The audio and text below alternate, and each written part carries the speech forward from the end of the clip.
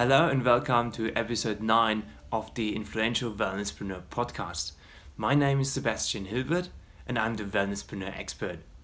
Today our podcast is going to be a little bit different to the last ones. We had great people joining in like Claire Mann, the vegan psychologist. We had Robin Shooter, the hard case cracker. We had Chris Goetz, Adam Guthrie, all incredible people who joined me on this podcast and have given away some incredible experiences that help you to build your wellness business.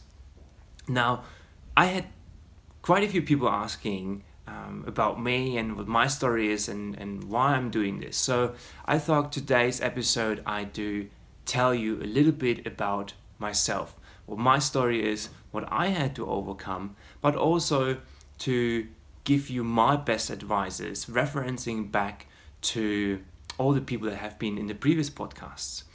I realized that the people that have been there, done that in terms of building a wellness business, and some of the people I interviewed have done it several times, they actually confirmed naturally what we are teaching with the Wellnesspreneur coaching program.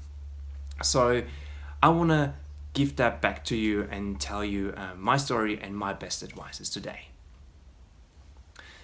Let's start with my story. I grew up in a small village in Germany called Merkendorf, and there's about 200 people living there. I always say probably 199 now because I left. Since then we probably had born 2 babies, so probably at 201 now. So it's a very small village, that's what I want to say with this. And although I grew up there and had a fantastic childhood there, being safe, going into the forest, playing on the streets without any worry about getting hit by a car because there were barely any cars, or other dangers, when I grew up, always felt that this is not enough.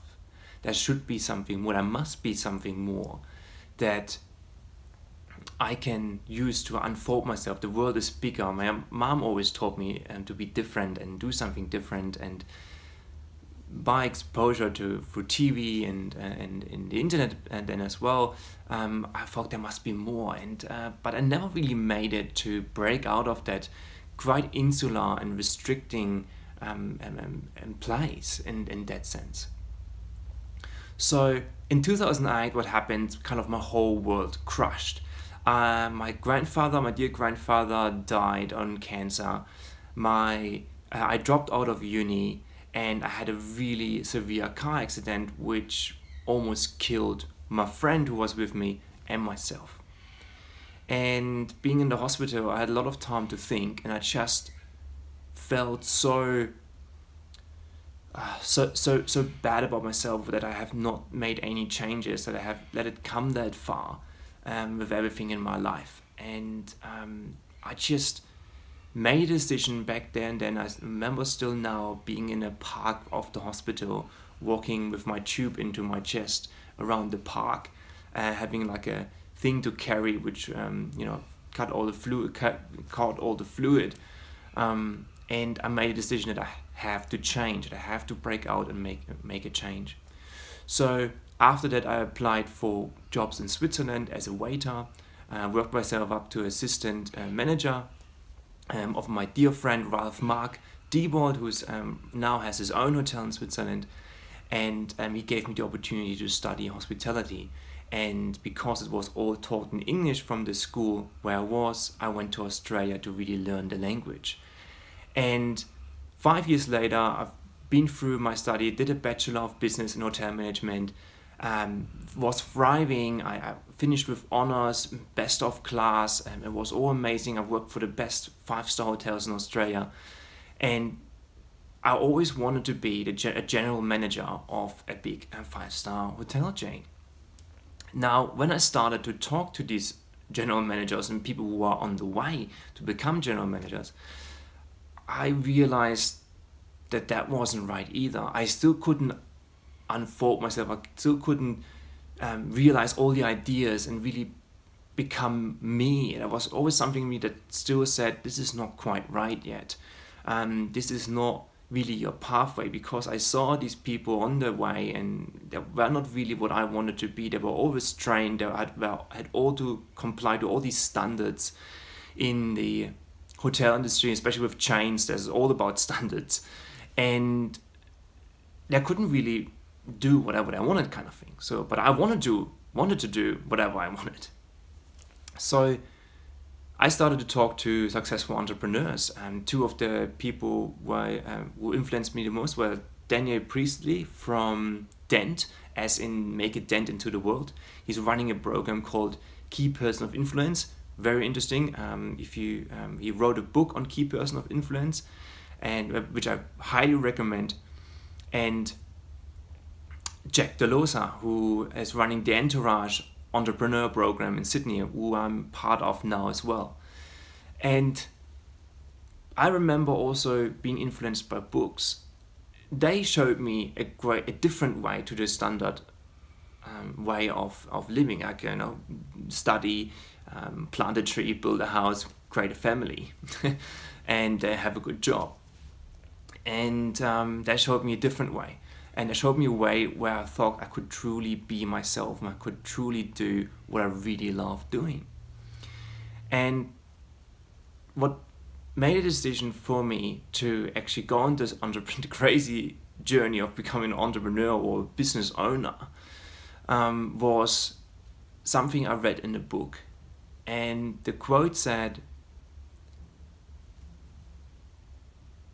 if you think about your grandfather, who has probably fought in the Second World War, has fled his home, had to flee his home, lost his family, maybe his brother or his parents, and then went through all these really difficult things. If you would tell this person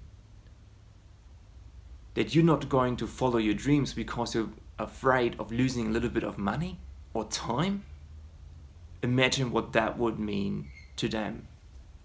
And that really hit the spot with me, because my father had to flee Prussia, had to settle down in East Germany, and there build a house, but could never really do what he really wanted, because back in the DDR in East Germany with the communism, there was no free thinking. There was no doing what you love and then go for it.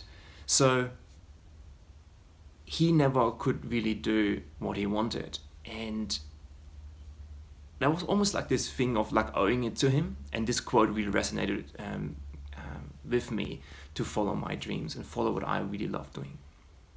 So we started our business, and a year ago we really went 100% into it and focused on wellnesspreneurs, on people in the health and wellness industry, because that's really where our passion lies. My partner in business and life, Teresa, she and me, we are both health enthusiasts.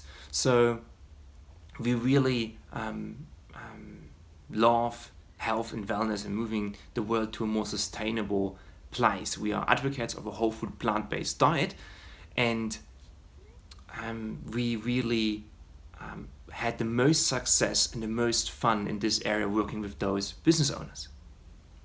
Now, during this journey, one of the biggest things I had to overcome was confidence and self-worth. And I think probably for most of you that resonates with you as well, because it is probably one of the single most important things to deal with when you're on this journey of a business owner, no matter if you're in the wellness industry or doing something else. Confidence is the thing, for me, was the single most important thing that I had to gain, and it's still a working process, don't get me wrong, but actually last year when I hit rock bottom with our business, when word of mouth kind of dried out for a little bit, and we didn't get the revenue in that we needed, and it was just a really, really hard time where we didn't know how to move on, we didn't know what to do next, we didn't have any money to invest in any advertising or whatever, or outsourcing, or we didn't know how to get new business in, and it was a really hard time, and that really like hits you hard, and you have to realize how much that impacts your confidence and your thought about yourself and your self-worth. But that was a time when I actually reached out, and I kind of didn't have anything to lose, so I just put it out there on social media, in groups where like-minded people are, and also with friends, and I just simply was completely honest and authentic about where I was, who I am, and that I had no idea how to move forward.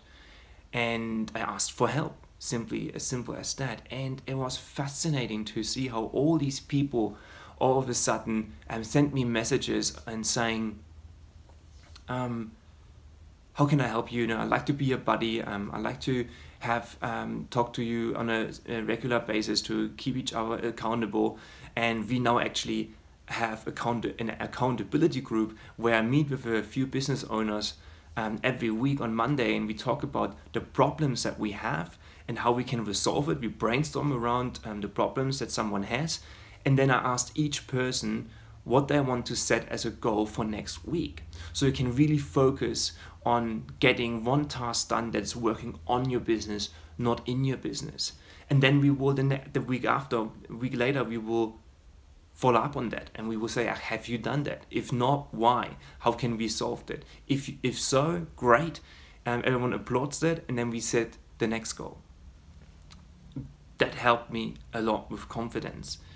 But also, one of the people that came to me, business coaches, who would usually charge thousands of dollars, that would start helping me because I asked for it. And one story was of that one business coach who said for 3 or 4 years she was really struggling with her business, and then about a year ago she just started to own what she's doing, and she changed her confidence level.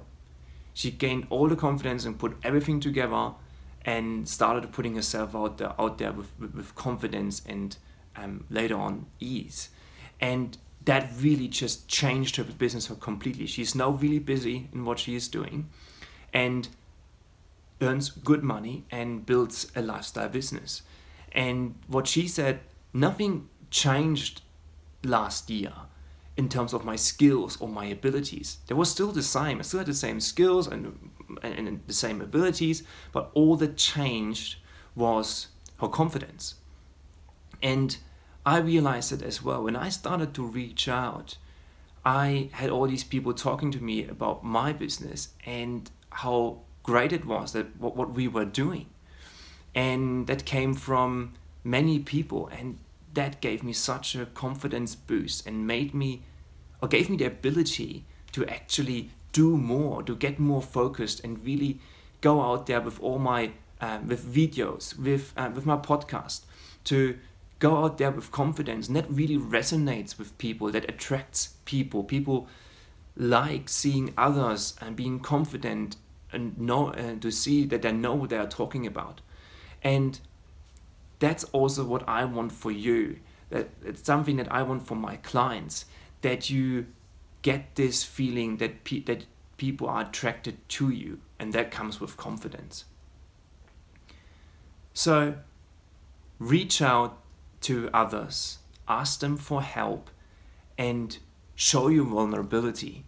I think that's a big change that we see recently. People don't like this, what we see often on social media, especially, how people like show how great they are and all these incredible things that they have done, and there's nothing that they have done wrong ever, or it's really about getting to know a real person, getting to know the ups and downs of a person, and this way you can really relate to that person, and you can create a relationship. And that's what needs to happen online and offline.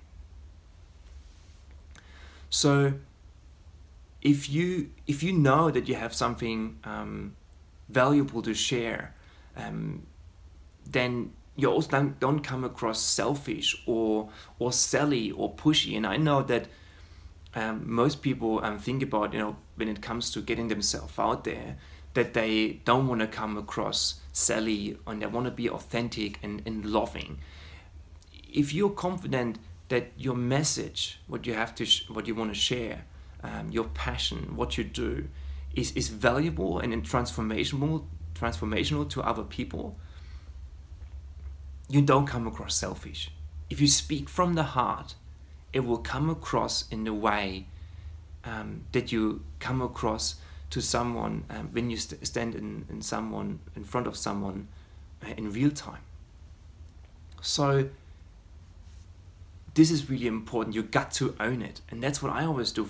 Today, I again was really struggling to get on this podcast because some things happened yesterday and this morning which nagged on my confidence. And that's why it's a work in progress. It's always an up and down, but because I found ways of dealing with it. So I asked my partner. She will ask me certain questions. She will tell me that I'm great. She will tell me what I have done. I tell myself what I have done. So positive affirmation and speaking out loud what you're struggling with someone that you trust is a big thing for confidence. And I do this every day. And I did that before this podcast today. And I jumped up and down to get the energy. I got a pep talk with myself. I got a pep talk with my partner. And I'm back where I need to be to share my message. Because I know if I don't do that, my message doesn't come across right.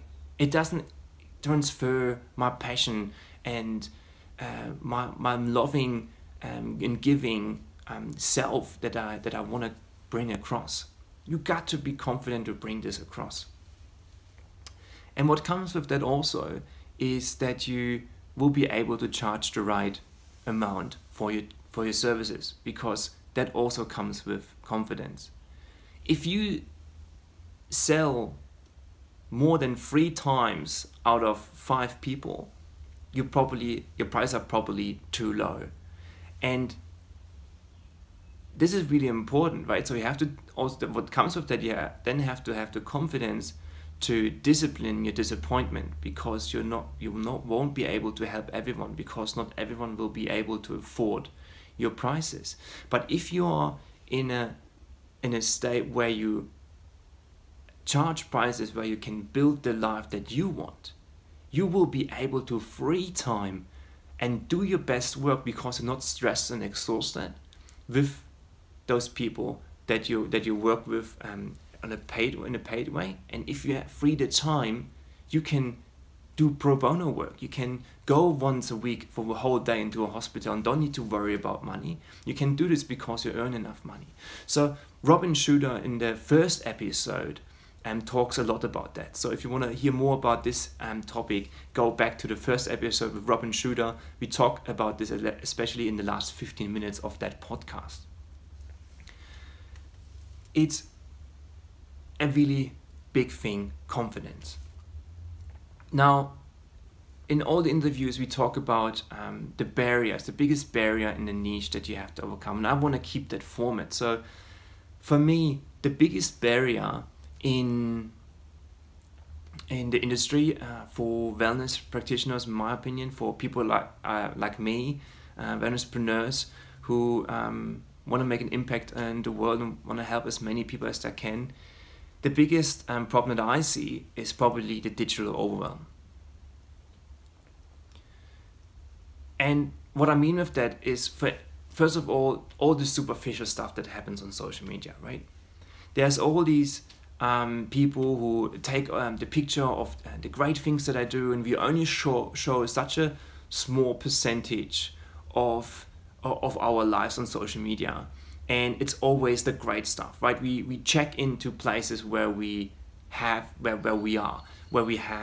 We show that we are in the airport going to Paris, and then we show all these pictures of a Euro trip that we are doing, and it shows all these incredible things that everyone is doing, and it's so easy to get caught up by that and see like, oh, look at how great they are and they're doing all these great things, totally forgetting that that is only a small fraction of someone's life. And we get upset with our life because we see all these great people, what all these other people doing, and that's not the truth. So it's really easy to get overwhelmed by all this stuff, and to remove yourself can be hard. Digital overwhelm is also about all the different tools and opportunities you have online. Right? There is a CRM, a customer relationship management tool, with 5 different versions. There's 5 different companies who offer that. There is then a section about, it is not just general customer relationship management, but then there is a tool which is for practices, especially, which has different functions again. So just deciding on that can be very overwhelming. But you also need an email autoresponder. You need a host for your website. You need a landing page builder. You need a tool to do little graphics, to do video, and so on. So it can be really overwhelming of what to choose, and especially on what to do next. We all have limited time to do the things and to work on the business, right? Because we need to work in the business to make the money. So if you have, let's say, 4 hours or 10 hours a week to work on your business, what exactly do you do? There's all these things that you can do, and everyone tells you something else. Like there's all these coaches who tell you something else, and what I will tell you to do may be very different to another coach. And the question always is, what do you do with your limited time? What do you focus on? And the best advice I can give you here is like to focus on one thing. Look at one coach, look at 2 or 3 coaches, and then make a decision of what you want to focus on, and stop looking at the next shiny thing. If someone convinced you or shared their thoughts around writing a book, make it your single focus. Create a habit of working once a day, half an hour. That's what I do at the moment. I'm starting to write a book. Every day, half an hour, I work on my book. That's what I focus on. I know there's so many other things that I can do. I mean, I have my podcast here, which I started at the beginning of the year. That was my focus. That's what I focus on. I started my podcast and got into a habit of doing the podcast. Now I have a habit. I know when to do it. I know how to do it, and so on, how to set it up, and all these things. And now I have the room, because I systemized that. Now I have the room to take on the next thing. So make a decision of what you focus on, create a habit, do the next thing. It's so important. I know it's hard, but just remember that. Focus on one thing, very important. In the last 3 to 5 minutes now of this episode, I want to give you my 3 best advices or pieces of advice that I think someone should implement in their business. First one is staff or outsourcing. You've got to find a way. I've got to find a way of how to free time to work on your business. The many business coaches says you should actually, when you're starting out, you should spend 80% of your time on marketing and 20% on your product. Now, I know if you're a therapist, you're working by the session maybe, or you even already have a program that you can sell, but it's mostly one-on-one. You probably spend 90% of your time treating, and if you're lucky, you spend 10% time on your business. So you need to find a way of what things you can outsource in your business to free time, because you spend a lot of time treating, but there's also a lot of other things that you do, like admin. You may write reports. I know Harry Armitage, he's episode 2, the learning difficulty expert of this podcast. He does really extensive reports after an assessment, which is the first step in his listening program. And he is now trying to find a way of how he can outsource this, how we can get someone else to do these reports, because they're actually systemized. He has a system of it. He just needs to have someone to teach it. too. So, but it's a difficult process because it's about letting go. And if you want to know how to do this best, how to outsource and get staff and free time, I recommend to jump to the last episode with Yoko Inoue, the raw alchemist. Really cool podcast episode from last week, and she talks about what to consider when you want to make the decision to outsource or get new staff in. Really cool. But this is for me a very important step, so you can actually free time to work on your business. Once you've done that, you need to find a way of creating a journey, a customer pathway, we call it, for your business online. So you can obviously go and start doing a brochure, which is very, very important, do print media. You can go out networking. If you're a local business, I strongly recommend that. It can be a lot of fun. But to give you advice on the online world, you got to create a customer pathway in the sense of a pathway someone goes on when they first touch your business through social media, through your website, whatever it is, and you get them on a journey to build a relationship, to build know, like, and trust. The same when you first meet someone in a dinner party or in a networking event, you don't immediately ask them to buy a session with you. You start asking questions, you start giving them value and build a relationship with them. And that's what needs to happen online. You need to give a person small little steps. People talk about a funnel. Yeah. So give them something completely for free, like a blog or a podcast or something regularly that you post on social media that gives value, so they start to get to know you. Then you give them something small in exchange for an email and a name, which is like a lead magnet. I also talked with Robin Schuder in episode 1 about this, how important that is. But also with Claire Mann in episode 6, we talk about this. So it's very important to then have that little lead magnet to get an email. And then you have a next step, which is like a webinar where you have video and audio to connect with someone on a personal level. So you go from just getting to know someone to actually make them like you. And that then again builds trust, so they're actually willing to contact you and book a session with you. So that is basically a way for you online to replicate what you do offline. And that's my third advice. When you have implemented this pathway, you need to do this with confidence, authentically, and in a way that really speaks to your audience. In episode 7 and with Chris Götz, but also in episode 6 with Claire Mann, we talk about coming across authentically and really sharing the benefits of what you do and how you can create this emotional connection with your audience when you put something online. Because that's what you do when you meet someone, right? When you meet someone, you give them all your passion, you tell them about all the things that you do with your clients and success stories and all the benefits that come out of it. And that will really create the connection with your audience. And what you do there needs to happen online, and there is a way of doing that, and you have to implement small little steps for them as well and lead them through this journey of building this relationship with you online as well.